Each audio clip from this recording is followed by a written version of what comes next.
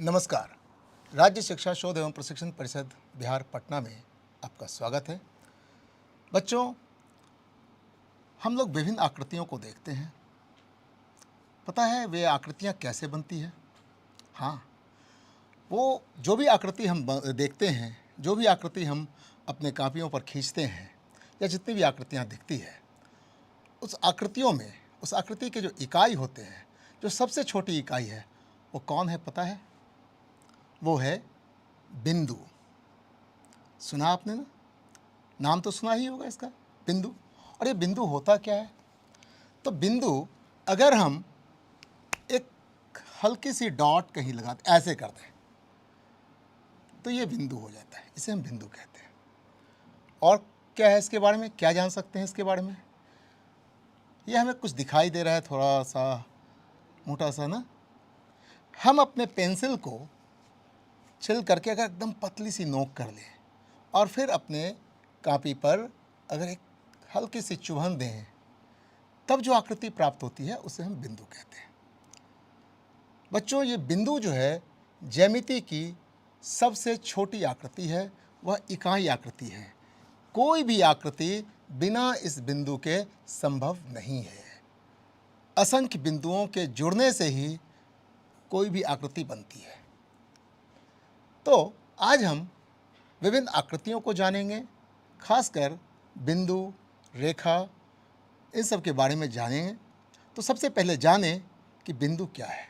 जैसा कि हमने देखा, हमने एक यहाँ पे लगाया और ये बिंदु कहलाई। ये बिंदु जो दिख रहा है आपको, ये अभी भी बहुत मोटी है, इससे बहुत छोटी हो सकती है, बहुत पतली हो सकती है, बहुत एकदम ऐसा कि सिर्फ दिखे भर नगण्य सी हो सकती है। जैसा कि आप अपने पेंसिल को अगर बहुत शार्प कर देते हैं, बहुत शार्प करते हैं, और उसके बाद जो हम चुभन देते हैं कापी पर, तो वो जो छोटी सी आकृति दिखाई देती है वह बिंदु है। पता है आपको कि बिंदु को अगर हम परिभाषित करने का प्रयास करें, तो बिंदु वह ज्यामितीय आकृति है जिसमें ना तो लंबाई होती है न मोटाई होती है। इसे हम ऐसे कह सकते हैं,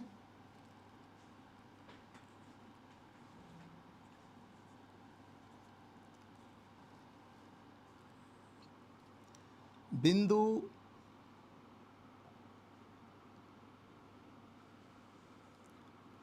वह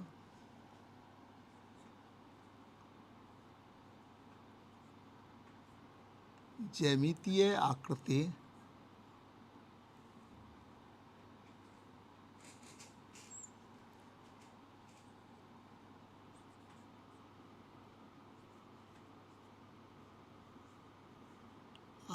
है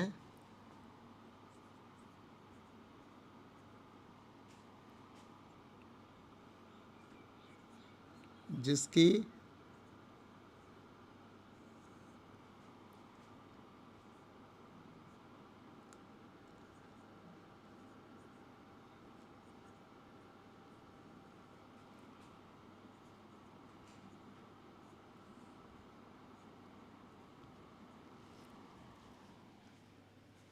और ना ही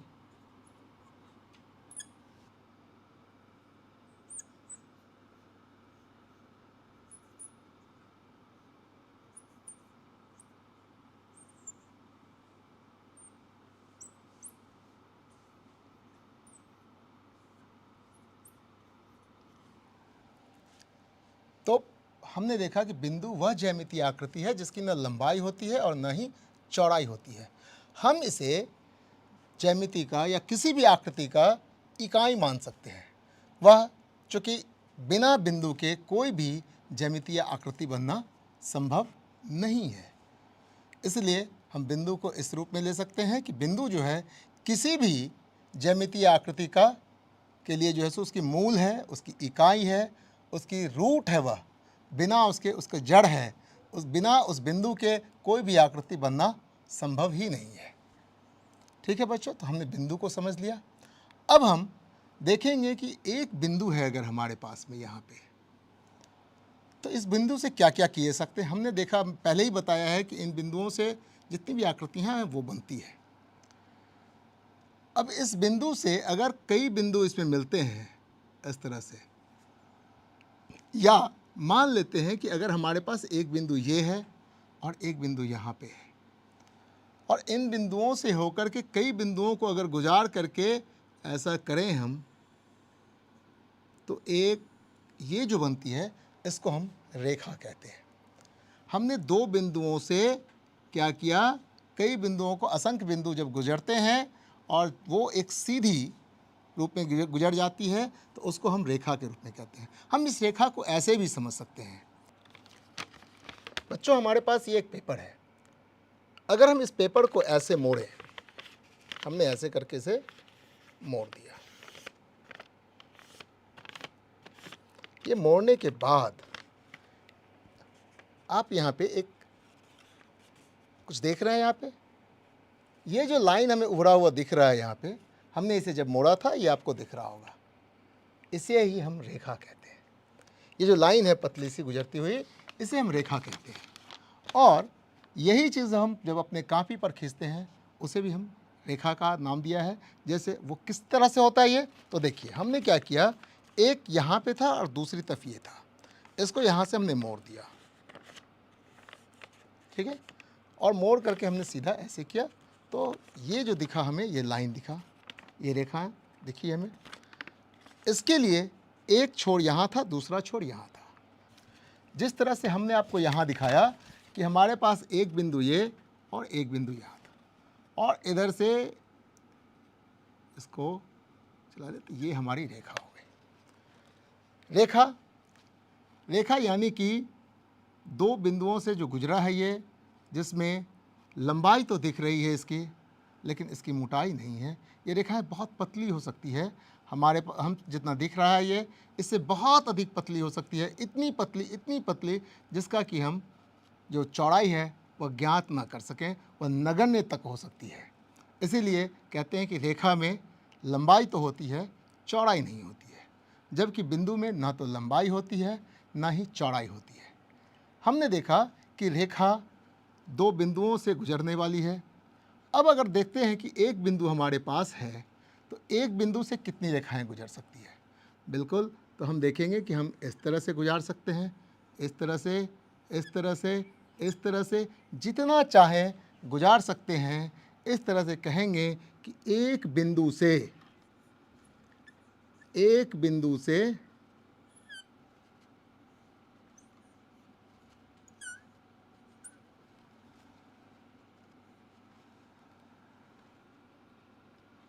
और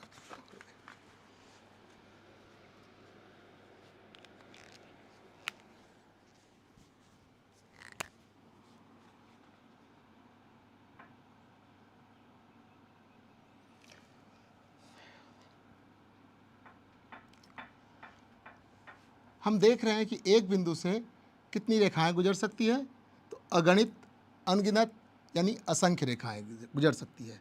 एक बिंदु से कितनी रेखाएं गुजरेंगी, एक बिंदु से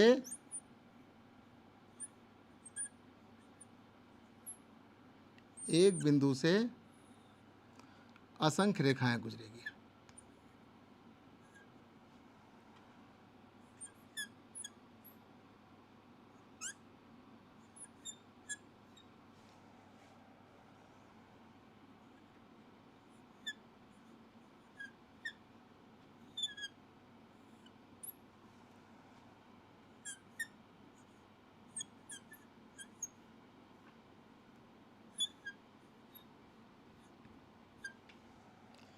तो बच्चों, एक बिंदु से असंख्य रेखाएं गुजर सकती है। असंख्य यानी कि अगणित, जिसे गिना ना जा सके, उतनी रेखाएं एक बिंदु से गुजर सकती है। एक बिंदु से असंख्य रेखाएं गुजर सकती है।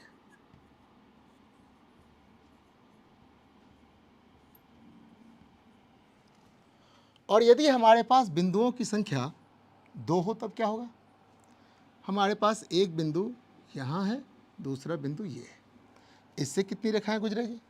यहाँ हमने देखा कि अलग अलग तो बहुत सारी रेखाएं गुजर रही है, बहुत सारी गुजरी रेखाएं, लेकिन जब एक साथ गुजरने की बात आएगी तो केवल और केवल एक रेखाएं गुजरेंगी। दो बिंदुओं से कितनी रेखाएं गुजरेगी?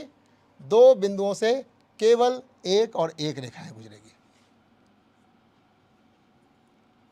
दो बिंदुओं से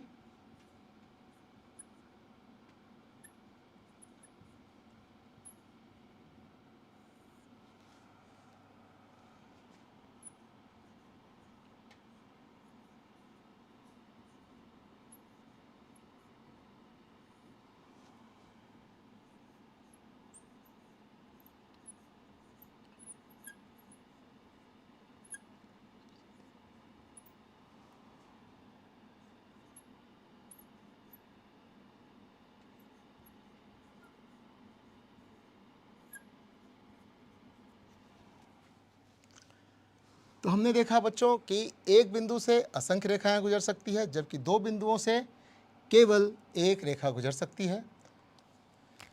बच्चों, हमने बिंदु को समझ लिया है, अब रेखा को समझने का प्रयास करते हैं। हमने देखा कि अगर अगर कोई लकीर है, जो कि हमने देखा कि पेपर को फोल्ड करने के बाद निकला, तो इस तरह का अगर कुछ बनता है तो यह रेखा है। लेकिन रेखा में कहाँ तक? अगर हमने इसको यहाँ पे बंद कर दिया है, ये लकीर अगर हमारी इससे आगे नहीं बढ़ रही है, ना आगे जा रही है कहीं, ना ये इधर कहीं, यानी कि हमने दो बिंदु इसके निश्चित कर दिए। अगर हमने दो बिंदु निश्चित कर दिए हैं तो यह हमारा रेखा खंड होगा। इसे हम रेखा खंड कहते हैं। ये हमारा रेखा खंड हो गया, क्योंकि हमने क्या किया, इसे यहाँ पे निश्चित कर दिया है। मान लेते हैं इसे हमने अगर कोई नाम दिया A और इसे नाम दिया B। अगर दो बिंदु हमने फिक्स कर दिए, यदि हमने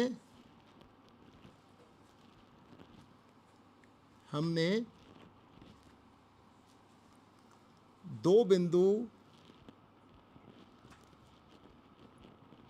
निश्चित कर दिए,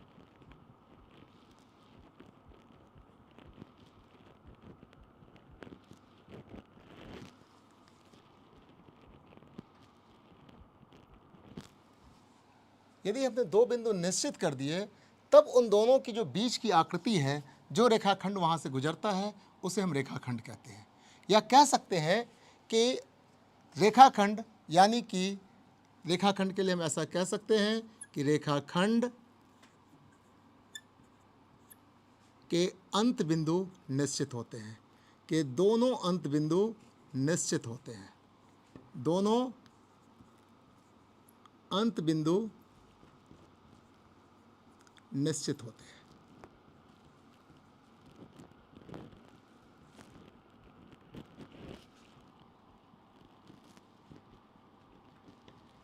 हम इसे ऐसे भी समझ सकते हैं कि रेखाखंड की जो है वह लंबाई निश्चित होती है, या इस तरह से कह सकते हैं कि रेखाखंड की लंबाई निश्चित होती है। रेखाखंड की लंबाई निश्चित होती है।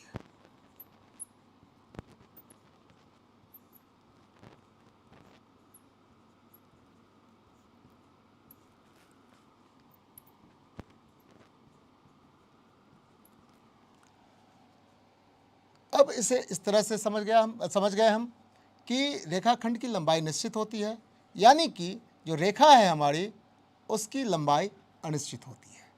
रेखा, इसके उलट रेखा क्या होती है? रेखा के अंत बिंदु निश्चित नहीं होते। अंत बिंदु निश्चित नहीं होते।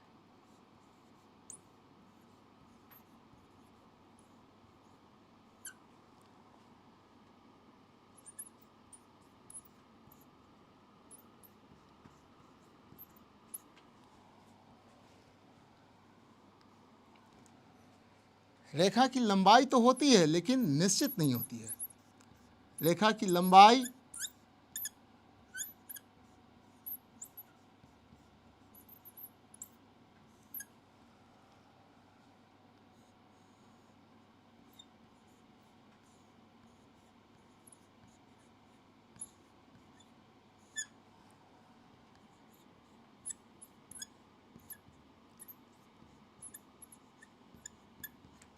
रेखा की लंबाई निश्चित नहीं होती। अब इस दोनों को हम कैसे कैसे रिप्रेजेंट करते हैं वह भी देखें। यह रेखाखंड था, इसे रिप्रेजेंट करने के लिए हम ए बी और इसके ऊपर से इस तरह से लकीर डालते हैं, जबकि रेखा को रिप्रेजेंट करने का मतलब है हमारे पास कुछ इस तरह से, अगर ये हमारा रेखा है, ये देख रहे हैं बच्चों, हमने ये रेखा बनाया, रेखाखंड जिसमें क्या था, हमारा दोनों बिंदु निश्चित था। यहाँ पे हमने क्या किया, एरो लगा दिया है। अब ये कितना जाएगा, दोनों तरफ बढ़ सकता है, जितना चाहे वो बढ़ सकता है, वो उधर भी बढ़ सकता है और इधर भी बढ़ सकता है, जितना चाहे वो बढ़ता चला जाएगा। तो ये हो गया रेखा। अब इसे रिप्रेजेंट कैसे करें, मान लेते हैं इसमें कोई दो बिंदु ऐसे यहाँ रख लेते हैं, ठीक है, इसे ए यहाँ दे देना, यहाँ बी। ध्यान रखना बच्चों कि हमने इसे यहाँ पे सिर्फ नाम देने के लिए ए और बी रखा है, ये इसके निश्चित पॉइंट नहीं है रेखा के, ये बढ़ते चले जाएंगे। अगर हम वहाँ से काट के हटा लेंगे उसे तो वो रेखा खंड हो जाएगा। इसमें से अगर काट के हटा लेंगे तो वो रेखा खंड हो जाएगा, जबकि यह बढ़ते चले गए तो रेखा है। तो इसका नाम देने के लिए हम क्या करेंगे, इस तरह से लिखेंगे इसे ए बी, और इस पे ये दोनों तरफ वाला एरो लगाएंगे। देख रहे हैं रेखाखंड में हमने क्या किया, ये हमारा कटा हुआ है, इसमें एरो लगा हुआ है, तीर का निशान है कहीं पे नहीं है, यानी वो वहीं तक है। इसमें हमने क्या किया, दोनों तरफ एरो लिया, यानी कि दोनों तरफ वो बढ़ सकता है। ये रेखा हो गई। रेखा अनंत लंबाई तक बढ़ सकती है, इसकी लंबाई निश्चित नहीं होती है। हमने रेखाखंड देखा, रेखा देखा। दरअसल रेखाखंड हमारा रेखा का ही एक छोटी इकाई है। अब हम इसके अलावा इसी से एक और चीज़ जानेंगे, किरण। बच्चों अब हम जानेंगे, बच्चों हमने देखा रेखाखंड को देखा, अब हम किरण को देखते हैं। किरण, आपने कभी सूरज की किरणों के बारे में जाना है? ज़रूर जाना होगा। आपने कभी टॉर्च जलाया है? बिल्कुल देखा होगा आपने कि टॉर्च जब हम जलाते हैं तो कुछ इस तरह से यहाँ जलाया और रोशनी यहाँ से निकलती है और वो बहुत दूर तक फैलती है, जा कर के वो धीरे धीरे धीरे धीरे बड़ी हो जाती है। आपने सूरज की किरण को भी देखा होगा। अगर हमारा सूरज कुछ ऐसा है तो उसके किरणों को देखा होगा आपने, यूं फैलते हुए देखा होगा, इस कदर बढ़ते हुए देखा होगा। आपने टॉर्च को देखा होगा कि टॉर्च से यहाँ से अगर प्रकाश निकल रही है तो धीरे धीरे ऐसे ऐसे करके आगे बढ़ता होगा। यहाँ तो सब आकर के मिल रहे थे, लेकिन वो धीरे धीरे आगे बढ़ते चले जाते हैं और वो कहाँ तक जाता है उसका कोई ठिकाना नहीं, कोई अंत नहीं होता।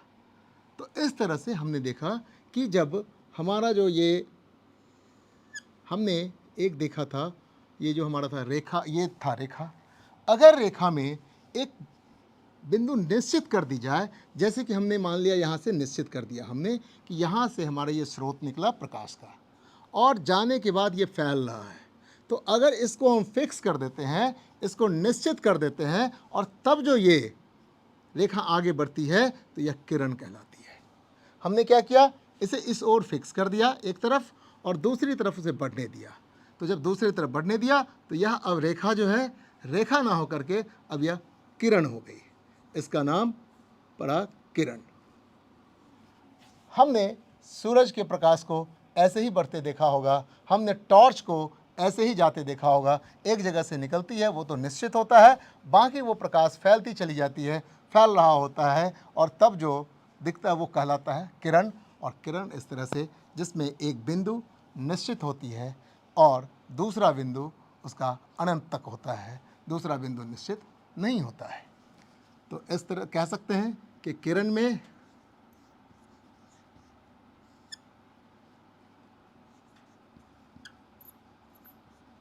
एक बिंदु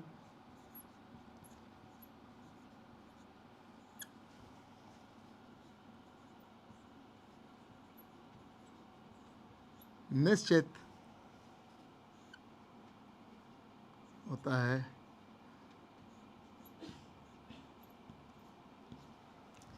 और किरण को रिप्रेजेंट करने के लिए अगर हमारे पास हमने देखा कि ये अगर इस तरह से चला हमारा, इसको हमने यहाँ पे ए बिंदु का नाम दिया और अगर कुछ यहाँ बी हम रख दें तो नामकरण करने के लिए इसका हम इस तरह से लिख सकते हैं ए बी और किरण का निशान ऐसे लगा देंगे। हमने एरो एक तरफ वाला लगाया है। हमने देखा था कि रेखा में हमने क्या किया था, रेखा में हमने किरण रेखा में कुछ इस तरह से किया था। रेखा को दिखाने के लिए हमने क्या किया था, ए बी अगर हमने लिया था तो इस तरह से दिखाया था, दोनों तरफ एरो लगाया था। रेखाखंड में हमने क्या किया,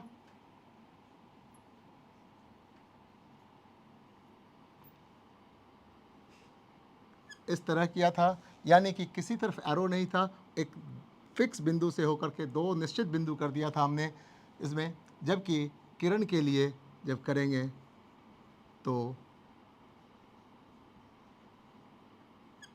एक बिंदु हमने निश्चित कर दिया है और दूसरा बिंदु हमने खुला छोड़ दिया है बढ़ने के लिए, आगे बढ़ते रहने के लिए। तो इस तरह से हमने देखा कि रेखा, किरण, रेखाखंड और ये सभी हमने देखा बिंदु यानी कि जो सबसे छोटी इकाई थी ज्यामितीय इकाई, उसके बाद हमने देखा बिंदु से रेखा बनते देखा, रेखा से हमने रेखाखंड निकलते देखा, उसी रेखा से हमने किरण को निकलते देखा।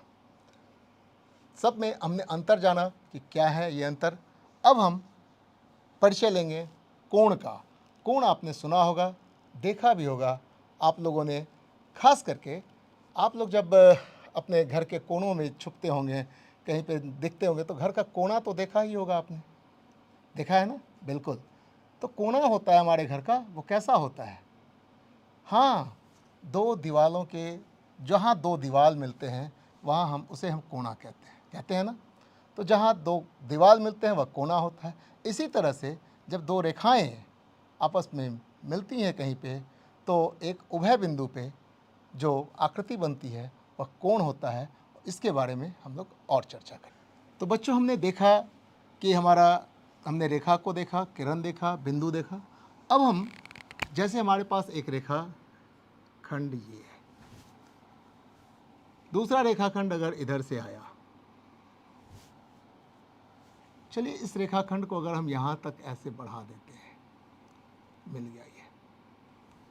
तो ये जो झुकाव है इस दोनों रेखाखंड को, इसी आकृति को हम कोण कहते हैं। जैसे हमने देखा कि एक दीवार दूसरा दीवार अगर जहाँ मिलता है तो इसे कोणा कहते हैं। यही तो कोण है। हम कोण अपने शरीर में भी देख सकते हैं, हम अपने अंगों के बीच भी देख सकते हैं। देखिए, ये है ना हमारी उंगली, यहाँ भी तो कोण बन रहा है ना, दोनों उंगलियों के बीच कोण बन रहा है ना। हम विक्ट्री का साइन करते हैं, वहाँ दिखता है ना कोण में, ये वी बनाते हैं ना, वहाँ भी कोण बनता है। तो कोण क्या दिखा रहा है हमारा, कि ये दो उंगली और दो उंगलियों के बीच का जो झुकाव है ये कोण बना रहा है। इसी तरह से हम अपने बाजुओं को दिखा सकते हैं कोण के रूप में, यूँ झुका सकते हैं, ऐसे कर सकते हैं।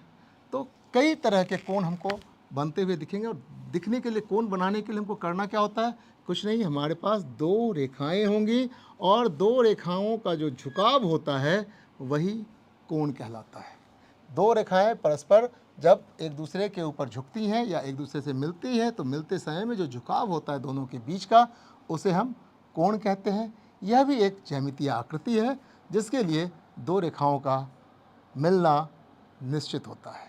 दो रेखाएं जब मिलती हैं तो उस बीच का जो झुकाव होता है उसे हम कोण कहते हैं। इस कोण के बारे में हम बृहद चर्चा करेंगे और भी कुछ जानेंगे कि कोण कितने तरह के होते हैं, कोण कैसे होते हैं, कोण को मापा कैसे जाता है, ये सब जानेंगे हम लोग अगली कक्षा में। तब तक के लिए लेते हैं विदा। नमस्कार।